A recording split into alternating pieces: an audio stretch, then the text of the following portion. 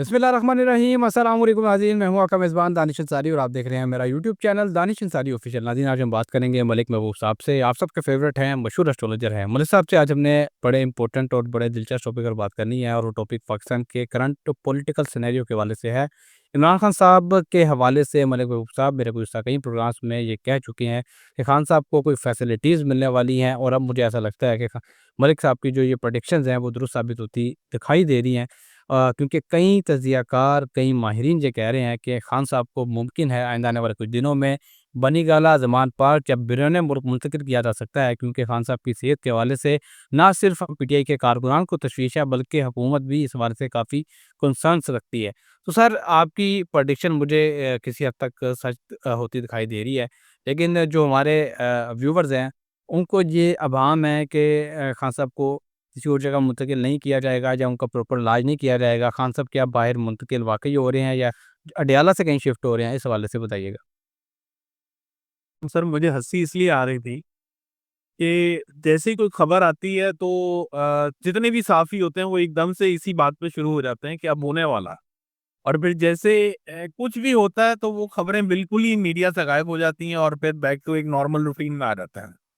तो मामलात मैंने आपको पहले भी बताया कि फ़रवरी, मार्च इम्पोर्टेंट महीने हैं और मैं अभी भी इसी बात पे कायम हूँ कि फ़रवरी, मार्च इनके लिए बहुत इम्पोर्टेंट होगा। पहले ऐसी कोई बात भी नहीं थी, सब खामोशी, सब चीज़ें ऐसे थी जैसे कुछ भी नहीं है। और एकदम से विदिन 3-4 दिन के अंदर पूरी काया पलटी गई। तो सितारों की ऐसे ही चाल होती है, इंसान को नहीं पता चलता कि अगले लम्हे क्या होने वाला है। और मैं आपको बार-बार बता चुका हूँ और वापस रिपीट करूँगा, ये कोई गैब-गैन नहीं है, ये कैलकुलेशंस होती हैं, कैलकुलेशन में एस्पेक्ट्स, कंजंक्शन और बहुत सारी चीज़ें बन रही होती हैं। जैसे मैंने आपको बताया भी है, मैं कोर्स भी स्टार्ट करवा रहा हूँ, जो लोग इंटरेस्टेड हैं वो भी मुझसे राब्ता कर सकते हैं। लेकिन अभी जो आने वाले दिन हैं, आने वाले दिनों से मुराद ये है कि अ, स्पेशली ये जो इक्लिप्स आ रहा है, ये टर्निंग पॉइंट होगा। खान साहब के चार्ट में जो वक्ती ज़ायचा उसमें महसूस हो रहा है कि ये डेफ़िनेटली इनके लिए बहुत मेजर चेंज लेकर आ रहा है। और ये चेंज, जैसे मैंने कहा है कि ये होगा एक आइसोलेशन, लेकिन जेल से बेहतर होगा। अभी इस साल भी मुझे वो आइसोलेशन में लगते हैं, लेकिन जेल से बहुत बेहतर हालात में होंगे। अब आगे उसी के बाद, मतलब ये जो इक्लिप्स आ रहा है उसके फ़ौरन बाद ही आप देखेंगे कि एक नेपट्यून और सैटर्न का कंजंक्शन है। ये कंजंक्शन भी बड़ा इम्पोर्टेंट है, बहुत दफ़ा बता चुका हूँ, 250-300 साल के बाद आ रहा है।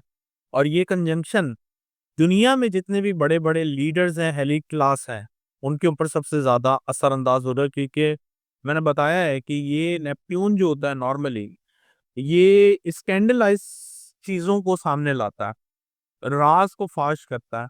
और सैटर्न कार्मिक प्लैनेट है। तो ये इनका जो कंजंक्शन है डेफ़िनेटली इन चीज़ों को मज़ीद बढ़ाएगा, जितने स्कैंडल छुपे हुए हैं, छुपे हुए राज़, ये आपके सामने आने वाला है। अब ये राज़ में बहुत बड़ी-बड़ी बातें होंगी, मैं अभी से आपको बता रहा हूँ।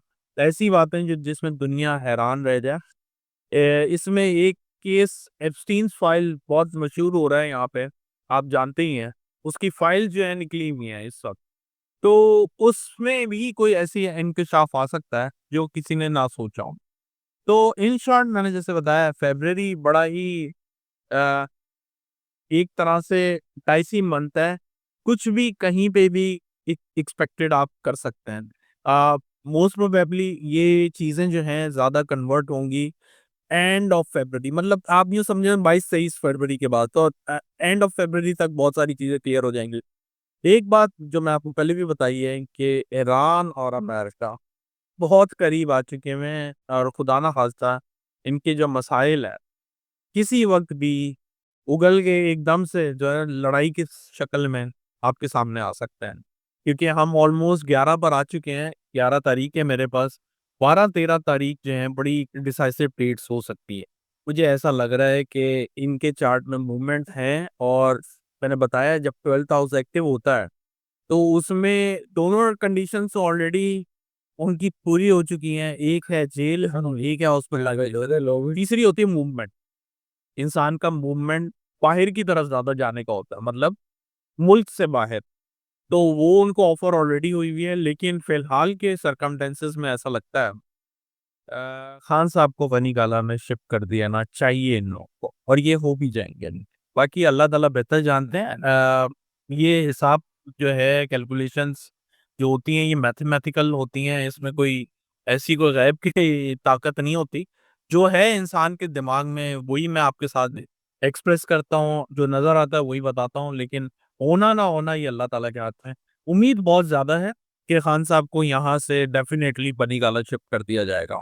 और टाइम और जो इवेंट आने वाले हैं, वो हुकूमत के लिए अच्छा यही दिख रहा है कि वो उनको शिफ्ट करता है। और खान साहब के लिए भी बहुत चीज़ें चेंज हो जाएगी। मैंने आपको पहले भी बताया था कि हम एक प्रिज़्म के तरह से हैं, हर इंसान एक प्रिज़्म है। अभी बोले वो तो अपनी जगह बदलता है, ना फिर चुप उस करा पे जो शुआएँ आ रही होती हैं, जिस तरह सूरज की शुआ बदल जाती है, इसी तरह जितने प्लैनेट हैं उसकी भी शुआएँ बदल जाती हैं। तो जैसी मूवमेंट होती है, इंसान का फेस डायरेक्शन बदलता है, तो चीज़ों में तब्दीली आती है। तो ये हर इंसान के ऊपर इम्प्लीमेंट कर रहा हूँ, मैं किसी एक की भी बात नहीं कर रहा हूँ। इवन कि अगर आपके खुदा ना खास्ता कोई बहुत ज़्यादा बीमार होता है रूम, तो उसको हम लोग ये एडवाइस करते हैं कि आप अपना रूम बदलें। रूम क्या नहीं हो तो हम उनको बोलते हैं एटलीस्ट बेड की डायरेक्शन चेंज करता है। तो ये सब चीज़ें बड़ी कॉम्प्लिकेटेड हैं। जो समझते हैं, जिनको अंडरस्टैंडिंग है, वो वाक़ई इसको रियलाइज़ करेंगे कि ये इफ़ेक्टिव होती हैं। तो इसी तरह से एग्ज़ाम्पल दे रहा हूँ कि अगर खान साहब को वहाँ से शिफ्ट करके बनी गाला ले जाते हैं, तो बहुत फ़र्क आएगा। एग्ज़ाम्पल के तौर पे एक छोटी-सी बात करूँगा, फिर आप आगे से कंटिन्यू करिएगा। मुझे याद नहीं है वो कौन-सी, शायद कोट लखपत जेल थी जहाँ पे पहले खान साहब को रखा गया था। आप ये देखें कि वो जो जेल थी, वो जेल में क्या डायरेक्शन थी, क्या कंडीशन थी कि वहाँ से फ़ौरन खान साहब जो हैं दूसरी जेल में अडयाला जेल आ गए। तो अब ये हर जगह के इफ़ेक्ट्स होते हैं। अब डेफ़िनेटली वहाँ पे जो उनको इफ़ेक्ट मिल रहे होंगे, वो एट लीस्ट बेहतर होंगे कंपेयर टू अडयाला के। तो जो डायरेक्शन उनकी अडयाला में बन रही है वो अच्छी नहीं है, तभी इतने सालों से अडयाला जेल में भी हैं, और सितारे भी कुछ ऐसे ही चल रहे थे कि उनको वहाँ से कोई मतलब यूँ समझिए राहत नहीं मिली। ओके मलिक साहब। अच्छा मलिक साहब, कुछ सवालात ऐड कर लेते हैं, पिछले प्रोग्राम में भी हमने सवालात ऐड किए थे। पहला और अहम सवाल जो है हमारे नाज़रीन में से एक नाज़रीन है लाहौर से, मोहम्मद अदनान। उन्होंने कहा है कि तरीक़े पैदाइश 15 अप्रैल 1990 है। सर मेरा बहुत जो शोर है पिछले कुछ महीनों से रोज़गार में मुसलसल रुकावट आ रही है कि आने वाला वक्त बेहतर होगा। ओके मोहम्मद अदनान, इंशाल्लाह इस प्रोग्राम में आपको सवाल का जवाब देंगे, और हम एक सिलसिला शुरू कर रहे हैं कि आपके सवालात के जवाबात जो हैं वो आपको उसी प्रोग्राम में मिल जाया करेंगे। मुझे साहब पहले ही आपका ज़ायचा बना के आपके सवाल का जवाब दे दिया करेंगे। तो अपने सवालात कमेंट बॉक्स में आप पूछ सकते हैं और आपको इंशाल्लाह उसी प्रोग्राम में जवाब भी मिल जाया करेगा। सायरा बानो है कराची से, तरीके पैदाइश 8 अगस्त 1994 है। सवाल उनका ये है कि शादी में बार-बार तख़य्युर हो रही है। क्या ज़ायचे में किसी बंदिश या नहुसत का इशारा है? ओके सायरा बानो, इंशाल्लाह नेक्स्ट प्रोग्राम में आपको आपके सवाल का जवाब देंगे। इमरान यूसुफ हैं गुजरात से, तरीके पैदाइश 22 नवंबर 1988 है। सवाल इनका ये है कि मैं काफ़ी अरसे से बिरून-मुल्क जाने की कोशिश कर रहा हूँ। क्या इस साल सितारे साथ देंगे? नादिया खान हैं इस्लामाबाद से, तरीके पैदाइश 3 मार्च 1996 है। सवाल इनका यह है कि तलीम मुकम्मल होने के बावजूद नौकरी नहीं मिल पा रही, क्या मसला वक़्त का है या दायचे का? ओके इंशाल्लाह नादिया खान, आपको भी आपके सवाल का जवाब इंशाल्लाह ज़रूर मिल जाएगा। अरसलान महमूद हैं फैसलाबाद से, तरीके पैदाइश 11 जुलाई 1985 है। सवाल इनका ये है कि कारोबार में पार्टनरशिप की पेशकश है, क्या ये फ़ैसला मेरे हक़ में फ़ायदेमंद होगा? फ़रिया अनवर हैं मुल्तान से, तरीके पैदाइश 27 जनवरी 1992 है। सवाल इनका यह है कि पिछले कुछ अरसे से सेहत के मसाइल हैं, क्या ये वक्ती असरात हैं या संजीदा एहतियात की ज़रूरत है? तो ये कुछ सवालात हैं, हमने प्रोग्राम में शामिल कर दिए। आप अपने सवालात कमेंट बॉक्स में पूछ सकते हैं, और हम एक नए सिलसिले का आगाज़ कर रहे हैं। जिस तरह के मैंने बताया कि आपके सवालात का जो जवाबात हैं, वो हम उसी प्रोग्राम में दिया करेंगे। मलिक साहब से मैं एडवांस में जो है ज़ायचे बनवा कर आपके जवाबात ले लिया करूँगा।